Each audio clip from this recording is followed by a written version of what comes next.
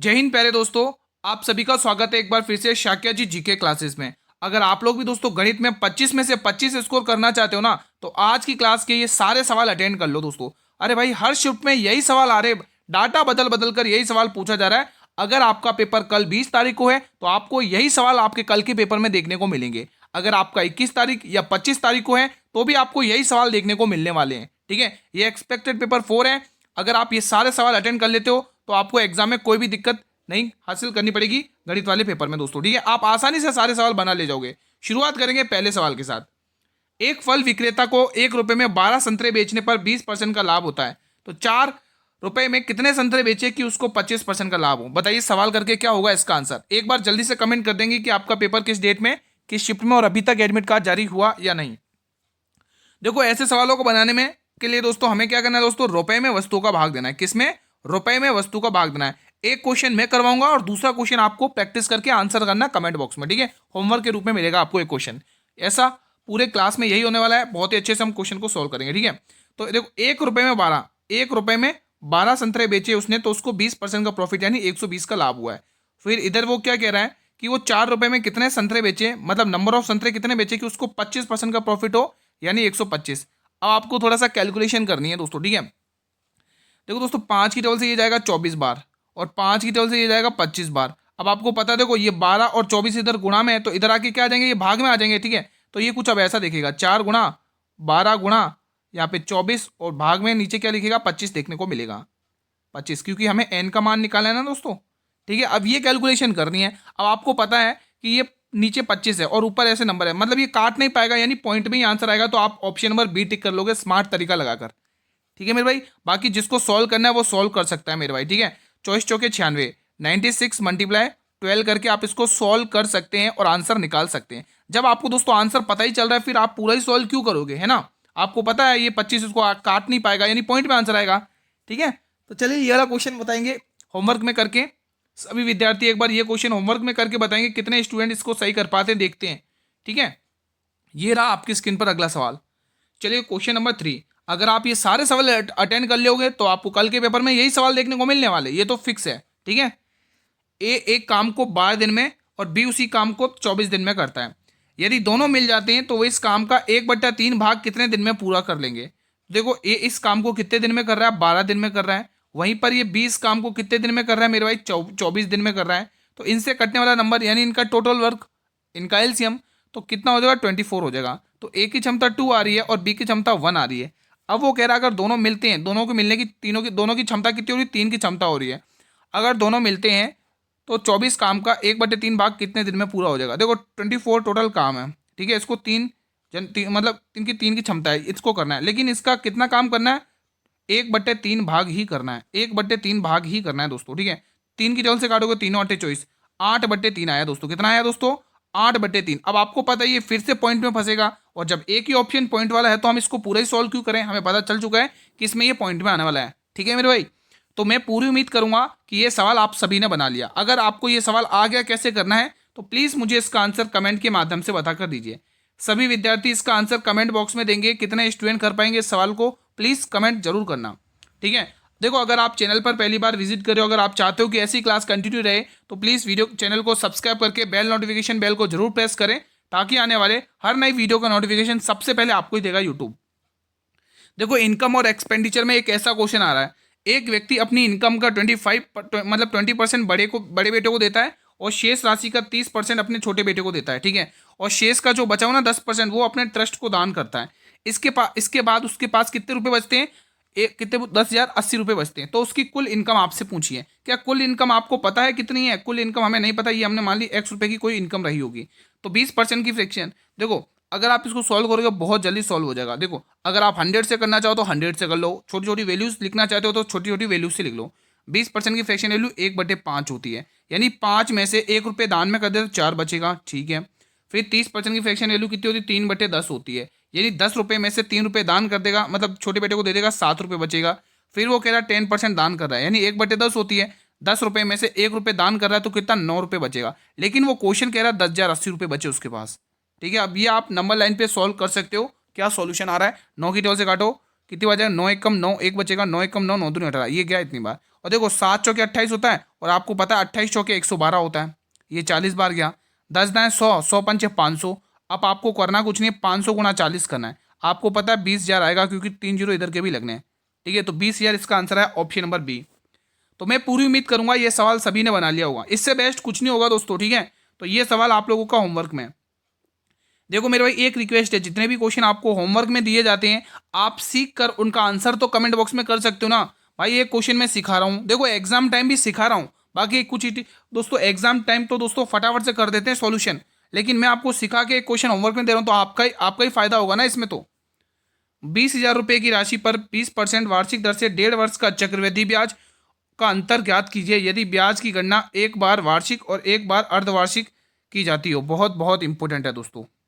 अब यहाँ पर दोस्तों इस टाइप के क्वेश्चन को कैसे करना है, थोड़ा शानदार क्वेश्चन है, ध्यान से देखेंगे दोस्तों। यहाँ पर पहले देखो, पहले आपको इतना निकाल लेना है 20 देखो आपको इसमें ब्याज क्या निकालना है, ध्यान से सुनिए। ब्याज एक बार तो आपको वार्षिक निकालना है और दूसरी बार आपको अर्धवार्षिक निकालना है, और इनका डिफरेंस पूछा है। बहुत इंपॉर्टेंट क्वेश्चन है, ध्यान से देखेंगे, शानदार क्वेश्चन है। पहले आप इतना सॉल्व करो, 20,000 रुपए की राशि पर 20% की दर से 1.5 वर्ष का चक्रवृद्धि ब्याज ज्ञात कीजिए। यहाँ तक सॉल्व करो।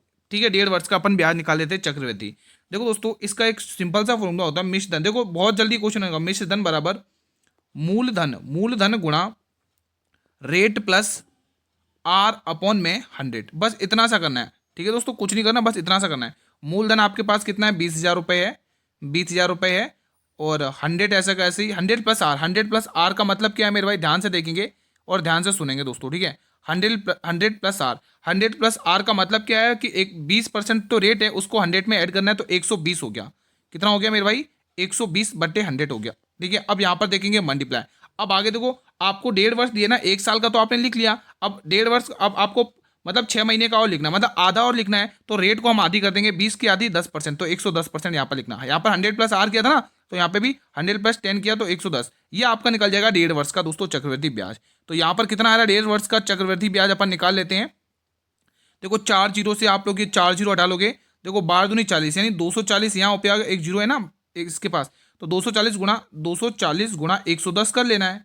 ठीक है, 110 कर लो, यहाँ पर आपका 1.5 वर्ष का चक्रवृद्धि ब्याज आ जाएगा। तो कितना आ रहा है, देखो डबल जीरो तो आना फिक्स है। 11 चौक 44 की 4 कैरी 4, 11 दूनी 22 और 4 26। ठीक है, तो ये 1.5 वर्ष का चक्रवृद्धि ब्याज आ चुका है। देखो राशि थी 20,000 रुपये, और अभी मिश्रधन बनकर कितना आया, 26,400 रुपये। तो आपको ये पता चल चुका है कि इसमें जो 6,400 है ना, ये आपका क्या है, चक्रवृद्धि ब्याज है। ये जो 6,400 यहाँ पे निकला है ना, 6,400, ये आपका चक्रवृद्धि ब्याज है। समझने की कोशिश करिएगा। ठीक है, अब आपको आगे वाले लाइन पढ़ना है। फिर आपको अब आपको क्या करना है, अर्धवार्षिक रूप से अगर अपन देखेंगे इसको, हाफ ईयरली वाला कंसेप्ट क्या कहता है कि दर आदि समय दुगना, दर आदि समय दुगना, दर आदि समय दुगना। तो देखो यहाँ पर 20 कितना समय, कितना 1.5 वर्ष है, तो यहाँ पे 3 वर्ष हो जाएगा। ठीक है, क्योंकि समय दुगना हो जाएगा, और 20% रेट है, इसका आधा कितना हो जाएगा, 10%। तो 10% की दर से 3 साल का जो चक्रवृद्धि ब्याज होता है वो 33.1% होता है। तो आपको क्या करना है मेरे भाई, ये जो 20,000 रुपये दे रखा है, 20,000 रुपये दे रखा है, इसका क्या करना है, ये 20,000 रुपये अपने आप में 100% है। ठीक है, इसका क्या करना है, 33.1% निकाल देना है। देखो एक पॉइंट हटाओगे तो नीचे 10 बन जाएगा। तो यहाँ पे देखो कितना आ रहा है, तो देखो यहाँ पे 3 जीरो से ये 3 जीरो गए, 20 गुणा 331 करना है। तो 331 मल्टीप्लाई 20 कितना हो रहा है, इनको मल्टीप्लाई करने पर ऐड देख लीजिए, तो कितना रहा है, 2 दूनी 2 एकम 2, 3 दूनी 6 और 3 दूनी 6। तो यहाँ पर कितना आया दोस्तों, 6,620 रुपये, 6,620 रुपये आया। 2 एकम 2, 3 और 33 66। तो देखो 6,400 इधर है और 6,200 इधर है, तो इसको अपन माइनस करके निकाल देंगे कितना आ रहा है दोस्तों। ठीक है, 6,400 रुपये उधर था और 6,200 रुपये इधर है। 6,400 रुपये इधर आया और 6,620 6620 6620 है यहाँ पर 6620। तो यहाँ पर अपन को थोड़ा सिंप्लीफाई कर लेना है। ठीक है, यहाँ पर अपन को थोड़ा सा सिंप्लीफाई कर लेना है, 1 मिनट, 6620। तो यहाँ पर देखेंगे 0, ये 8 है, और ये 7 बचेगा, 7 6 13 होता है ना, हाँ। तो 780 रुपये के समथिंग कुछ ऐसा बन रहा है। यहाँ पर तो कुछ अलग ही बन रहा है। अच्छा हाँ, मैंने यहाँ पे उल्टा लिख दिया, माफ़ी चाहूँगा दोस्तों, यहाँ पर मैंने उल्टा लिख दिया, एक बार इसको सही से लिख लेंगे। अपन को 6620 ऊपर लिखना है, माफ़ी चाहूँगा, 6 और यहाँ पे 400। अब आपका आंसर आ चुका है 220। तो 220 रुपये का ब्याज आया दोस्तों। ठीक है, 220 ऑप्शन नंबर है। थोड़ा शानदार क्वेश्चन था दोस्तों। ठीक है, इतना कैलकुलेशन तो आपको आना चाहिए दोस्तों, शानदार लेवल का क्वेश्चन था। अगर आपको ये क्वेश्चन समझ में आया तो उसी तरीके से आप ये क्वेश्चन सॉल्व करके बताइए। ठीक है, ये लो अगला क्वेश्चन। A B C इनके बीच में इस अनुपात में राशि बांटी जाती है, अगर B का हिस्सा ₹2500 है, तो ए और सी के हिस्सों का योग ज्ञात करना है। बहुत ही शानदार क्वेश्चन है। ए और सी के हिस्से का योग ज्ञात करना है। 4 और 3 7, यानी आंसर अपना 7 का मल्टीपल होना चाहिए। मुझे तो एक ही ऑप्शन लग रहा है 7 का मल्टीपल। चलो सॉल्व करते हैं। ये ए है, ये बी है और ये सी है, यानी कि 3, 5 और 4 के अनुपात में बांटा जा रहा है। तो टोटल इनका रेशियो कितना हो रहा है? 5 और 4 9 10 11 12 रेशियो हो रहा है लाभ का। ठीक है, अब यहाँ पर उसने क्या बोला, बी का हिस्सा दे रखा है। बी का हिस्सा दोस्तों कितना दे रखा है? ₹2500। कितने गुना दिख रहा है मेरे भाई? ये इसका 25 500 गुना दिख रहा है। कितने गुना है? इसका 500 गुना है। आपको क्या पूछा? ए और सी के हिस्सों का अंतर, मतलब ए और सी के हिस्सों का योग, यानी 4 और 3 7, 4 + 3 = 7 रेशियो का मान पूछा है।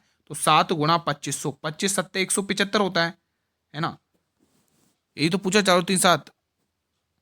ठीक है, 4 और 3, यही तो पूछा, ए और सी के हिस्सों का योग ज्ञात कीजिए।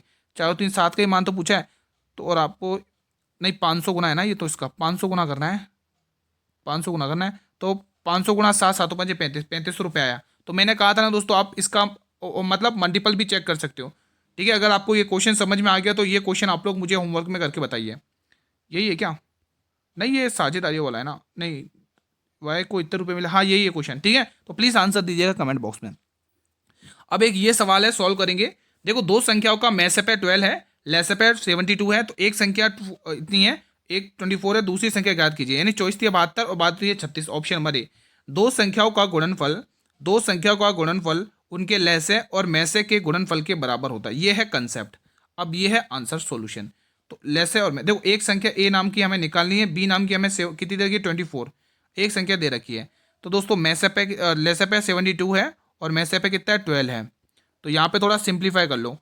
24 की टेबल से 3 बार और 12 तिया 36। तो ए नाम की संख्या आ चुकी है दोस्तों। कितनी आ चुकी है मेरे भाई? 36। ठीक है, तो ऑप्शन नंबर ए। अब आप मुझे ये वाला सवाल होमवर्क में करके दीजिएगा। सभी स्टूडेंट से अनुरोध है, इसका सवाल आप आंसर कमेंट बॉक्स में दीजिएगा। भाई देखो, चीज़ें क्लियर हैं तो वीडियो को लाइक और शेयर करके हमारा भी मनोबल बढ़ा दो। सभी विद्यार्थी वीडियो को लाइक कर लेंगे जिसने अभी तक वीडियो को लाइक नहीं किया है। सॉल्व करेंगे इस सवाल को। देखो, घन की भुजा दे रखी है, घन की भुजा ये रही, उसका कुल पृष्ठीय क्षेत्रफल पूछा है। तो घन का कुल पृष्ठीय क्षेत्रफल क्या होता है? 6a², यानी 6 × 25 का स्क्वायर 625। ठीक है, आप इसमें 6 का मल्टीपल चेक कर सकते थे। ठीक है, तो 6 पंचे 30 का 0 कैरी 3।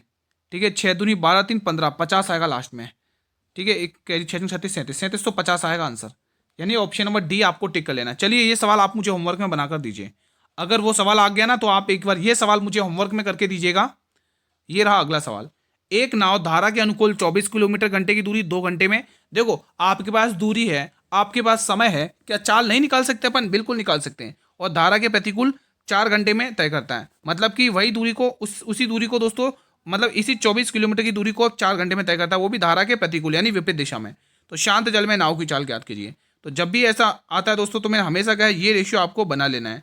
ठीक है, ये रेशियो आपको बना लेना है। ठीक है मेरे भाई, तो ये रेशियो बनाते ही मतलब बी का मतलब बोट की चाल, डब्ल्यू का मतलब वाटर की चाल, डीएस का मतलब धारा की दिशा, अप स्ट्रीम मतलब डाउन स्ट्रीम या धारा के अनुकूल, यूपी का मतलब अप स्ट्रीम धारा की विपरीत दिशा और धारा के प्रतिकूल दिशा। ठीक है, सॉल्व करते हैं। आपके पास देखो, दूरी दे रखी है 24 किलोमीटर और समय दे रखा 2 घंटे। तो यहाँ पे चाल आ गई 12 किलोमीटर घंटे। वो भी किसकी चाल आई है? धारा के अनुकूल यानी धारा की दिशा की। ये आ चुकी 12। फिर आप धारा की विपरीत दिशा में देख लो, वही 24 किलोमीटर की दूरी इस बार 4 घंटे में तय करना है। तो यानी चाल कितनी आएगी? 6 घंटे, 6 किलोमीटर घंटे। ठीक है, अब आपको दोस्तों वैल्यूज निकाल लेनी है। तो धारा की मतलब बोट की चाल कैसे निकालते हो? दोनों को जोड़कर आधा करते हो, 12 और 6 18, 18 का आधा कितना हो गया? 9 हो गया। उसी तरह से दोस्तों आपको वाटर की चाल निकालनी है। वाटर की चाल दोनों को घटाकर 2 का भाग देते हो, 12 में से 6 गए 3 बचेगा और 3 में 2 का भाग दोगे 1.5 आएगा। तो मैं पूरी उम्मीद करूंगा ये वैल्यूज आपने निकाली। उसने क्या पूछा है? शांत जल में नाव की चाल 9 किलोमीटर घंटे, ऑप्शन नंबर बी। ठीक है, अगर आपको वाटर की चाल बोलेगा, शांत जल में वाटर की चाल बताइए, मतलब पानी की चाल बताइए, तो आपको 1.5 किलोमीटर घंटे करना है। ठीक है, चलो ये क्वेश्चन बताइए। एक कक्षा में 20 लड़कों का औसत भार 50 केजी है, 30 लड़कियों का औसत भार 45 केजी है। तो पूरी कक्षा का औसत भार बताइए। शानदार क्वेश्चन ये रहा आपके स्क्रीन पर है। पूरी कक्षा का औसत भार यानी औसत भार ज्ञात करना है। तो 20 गुणा 50 कर लो, ये कितना आ गया टोटल? तो 50 दूनी 100, यानी कि 1000 यहाँ पर आ गया। यहाँ पर भी देखो, 30 लड़कों का इस बार कितना? 45 है। ठीक है, तो यहाँ पर 45 दिया, 135 ही होता है ना? ठीक है, 135 यानी कि 135 और एक जीरो लगा लेना है। तो टोटल योग कितना हो गया इनका? देखो दोस्तों, 1100, 1000, 1000, 2000, 2350, 2350, ये तो हो गया टोटल योग। आपसे क्या होता है? औसत भार, कुल औसत भार है ना। कुल कक्षा का, पूरी कक्षा का औसत, कुल औसत क्या होता है, दूरी मतलब कुल औसत क्या होता है दोस्तों, योग बट्टे संख्या। कुल योग तो आपने निकाल लिया 2350, कुल संख्या की चीज 30 और 20 50 संख्या है, तो यहाँ पर निकाल दो योग। तो कितना आएगा, 5 चौके 20 और 5 सत्ते 35, 47 आएगा। Option number A will be the right answer. ठीक है, ऐसा क्वेश्चन पूछा जा रहा है। चलो ये वाला सवाल आप होमवर्क में बनाकर दे दीजिए कमेंट बॉक्स में, देखते हैं कितने लोगों को समझ में आ गया वो क्वेश्चन। ये बनाइए, दो ट्रेन है की लंबाई, एक की है 180 किलोमीटर, दूसरे की है 220 मीटर, विपरीत दिशा का जैसे कंसेप्ट आता तो कंसेप्ट क्या रहता है कि दोनों की स्पीड भी जुड़ेगी, दोनों की और दोनों की मतलब लंबाई भी जुड़ेगी। ठीक है, तब आपके निकलेगी टोटल दूरी। यहाँ पर एक की चाल 40 किलोमीटर घंटे है, दूसरे की चाल 50 किलोमीटर घंटे है। वे एक दूसरे को पार करने में कितना समय लेंगे, ध्यान से सुनेंगे मेरे भाई, बहुत प्यारा सा क्वेश्चन है। तो 180 प्लस 220, 180 प्लस 220, दोनों की चालें ऐड कर लो, 40 प्लस 50, ये दोनों की हमने चालें ऐड कर ली। ये आपका दोस्तों क्या निकलेगा, कुल समय निकल रहा है, दूरी बट्टे कुल समय क्या होता है, दूरी बट्टे चाल। ठीक है, तो कुल दूरी कितनी आ गई, इसमें दे दो 20, इसमें 200, 200 400, ये आ गई 400 मीटर, 400 की कुल दूरी। ये आ गई दोस्तों 400 की कुल दूरी, और आपके पास जो चाल आई है वो कितनी, 50 4 90। अब ये 90 जो आई है ना मेरे भाई, ये आपके किलोमीटर घंटे में, आपको चाहिए मीटर पर सेकंड में, तो 5/18 से क्या कर लो, मल्टीप्लाई। ठीक है, 5/18 से क्या कर लो, मल्टीप्लाई। ठीक है, तो यहाँ पर देखो 18 की टेबल से 5 बार, और 5 25, 25 को 4 से काट, 40 बार काटो, मतलब कितनी बार जाएगा, 400 भाग देना, 25 से कम 25 15, और 25 छक्के 150, तो 16 सेकंड आएगा इसका आंसर। इसका आंसर 16 सेकंड आ जाएगा। समझ में आ गया ना। तो ये सवाल आप एक बार बनाकर बताइए, देखते हैं कितने लोग इसका आंसर बना पाते हैं कमेंट बॉक्स के माध्यम से। Please answer in the comment box if you know the answer. चलिए ये सवाल बनाइए। देखो एक संख्या है, इसको मतलब 9 से विभाजित करना, और x का आपको न्यूनतम मान चाहिए, यानी 0 1 2 से स्टार्ट करना है। ठीक है, तो न्यूनतम मान ज्ञात करना है। तो ये संख्या कितनी देखिए, देखो 4 3 7, 7 और 2 9, 9 और 1 10, यानी 10 प्लस x दे रखा। अब मुझे x ये क्या मान रखना चाहिए इन ऑप्शन में से, ताकि ये 9 से विभाजित हो जाए, और वो भी आपको न्यूनतम मान चाहिए। न्यूनतम चाहिए तो 5 से स्टार्ट करते हैं। अगर 5 रखोगे तो 15 बनेगा, 9 में भाग जाता ही नहीं है। 7 रखोगे तो 17 बनेगा, 9 में भाग जाता ही नहीं है। 9 रखोगे तो 19 बनेगा, 9 में भाग जाता ही नहीं है। 10 रखोगे 18 बनेगा, 9 में भाग जाता है। ठीक है, समझ में आ गया। ये सवाल बनाइए। एक ये सवाल पूछा जा रहा है हर शिफ्ट में, ध्यान से सुनेंगे। मोहन ने एक पुराना टेलीविजन 4,500 रुपये में खरीदा और उसकी मरम्मत पर 500 रुपये लगा दिए। यदि वो उसे 4,250 रुपये में बेचता है तो उसे कितने प्रतिशत की हानि होगी। हानि प्रतिशत पूछ लिया गया। 4,500 रुपये में तो उसने क्या खरीदा, टेलीविजन खरीदा। अगर वो 500 रुपये और लगा देगा तो उसका टोटल कॉस्ट प्राइस आ जाएगा कि वो उसने 5,000 रुपये टोटल लगाया उस सामान में। अगर उसने 5,000 रुपये टोटल सामान लगाया, देखो दोस्तों कॉस्ट प्राइस क्रैमुल अगर आपका 5,000 रुपये आ रहा है दोस्तों, देखो बहुत सारे स्टूडेंट क्रैमुल 4,500 मान लेते हैं, इसीलिए गलत होता आंसर। और अगर आप उसको सेल कितने में कर रहे हो, कितने में बेच रहे हो, 4,250 रुपये में, तो आपको यहाँ पर पता चल चुका है कि लॉस हो गया है। क्या हो गया है, लॉस हो गया। कितने का लॉस हुआ है वही पूछेगा आपसे। लॉस कितने का हुआ है, मास माइनस कर लो दोस्तों, कॉस्ट प्राइस में से सेलिंग प्राइस माइनस कर लो, लॉस आ जाएगा। तो कितना आ रहा है, 0 का 0, 5 का 5, 10 कितना, 9 में से 2 कटोगे 7, तो 750 रुपये का क्या हो गया, हाँ सही तो है ना, 750 रुपये का उसका लॉस हो गया। गुरुजी 750 रुपये का लॉस हो गया बेचने पर, है ना, मरम्मत करके सब करके 750 रुपये में लॉस हुआ है। और हमने बेचा कितने, खरीदा कितने में था, 5,000 रुपये में, क्योंकि लाभ हो चाहे हानि हो हमेशा क्रय मूल्य पर ही निकलता है। ठीक है, प्रतिशत आपसे पूछा है। तो देखो दोस्तों 2 जीरो से आप 2 जीरो काटोगे, 1 जीरो से 1 जीरो काटोगे, और 15 पंचे 75 होता है, तो 15% का क्या हो गया मेरे भाई, लॉस हो गया। अगर हमें यही तो पूछा है तो बी ऑप्शन यहाँ पर सही कर लेना है। अगर वो क्वेश्चन सही समझ में अच्छे से आ गया मेरे भाई, क्या आप ये क्वेश्चन मुझे होमवर्क में कर कर दे सकते हैं क्या। देखो इसमें 2 खर्चे हैं, ध्यान रखना, एक तो मरम्मत पर 1,000 रुपये लगा रहा और दूसरा परिवहन पर, ये दोनों जोड़ के उसमें ऐड करके बना देना। ठीक है, तो ये क्वेश्चन आप मुझे होमवर्क में करिएगा। ये शानदार क्वेश्चन है, please answer in the comment box अगर आपको ये समझ में आ गया। देखो जहां क्वेश्चन समझ में नहीं आए वहां पर आप कर्सर का थोड़ा सा पीछे करिएगा और अच्छे से समझ के फिर आंसर करिएगा। 2 उम्मीदवार हैं, ठीक है, एक चुनाव में हिस्सा लेते हैं, ठीक है, जिसमें से वैध मतों का एक को 55% प्राप्त हुआ है। यदि कुल इतने वोट थे तो और 20% मत अवैध हो गए तो दूसरे उम्मीदवार को कितने मत वैध मत मिले। वैध मत पूछा है, ध्यान सुनो। वैध मतों का 55%, 100 में से 55% एक को वैलिड वोट मिले। ठीक है, कितने मिले वो नहीं थे हमें पता नहीं, लेकिन हमें इतना पता है कि उसको 20% अवैध हो गए। अवैध मतलब इनवैलिड हो गए। 100 में से अगर 20% चले गए तो कितना 80% बचेगा। ठीक है, यदि कुल मत की संख्या इतनी थी तो दूसरे उम्मीदवार को कितने वैध मत मिले। अच्छा कुल मत दे रखे ना मेरे भाई, तो आप है ना एक काम करो दोस्तों, यहाँ पर एक काम करते हैं अपन, कुल वोट उसने दे रखे तो एक काम करो, 10,000 थे, इसमें से 10,000 में से दोस्तों 55% वोट किसको मिले, वैध मत मिले। अब इसी वैध मत में से 20% क्या हो तो अवैध हो गए, तो 80% वैलिड बचे, अवैध बचे 80। अब आपको यही आपसे पूछा है, ठीक है। अब आप इसको सॉल्यूशन कर लो, इसका सॉल्यूशन कर लो, ठीक है। अब आप इसका सॉल्यूशन करेंगे, देखो 4 जीरो से यहाँ पे 4 जीरो गए, आपको खाली गुणा करना, 80 गुणा 5, 8 पंचे 40 का जीरो कैरी 4, 8 पंचे 40 44, ये आ गया 4400 वोट्स, ऑप्शन नंबर बी, ठीक है मेरे भाई। तो मैं पूरी उम्मीद करूंगा सवाल बना लिया होगा आप लोगों ने, ठीक है। ए और बी ने 20,000 रुपये और 30,000 रुपये लगाकर एक व्यवसाय शुरू किया है, वर्ष के अंत में उन्हें 1,500 रुपये का प्रॉफिट हुआ है, तो बी का हिस्सा बता दो। देखो यहाँ ए, यहाँ पर है बी, जब समय बराबर होता है तो जो उनके निवेश का अनुपात बनता है वही उनके लाभ का अनुपात बनता है, ठीक है दोस्तों। ये कंसेप्ट पता ही होगा आप लोगों को। यहाँ पर है मेरे भाई 20,000 रुपये और यहाँ पर है मेरे भाई 30,000 रुपये, कोई दिक्कत नहीं है।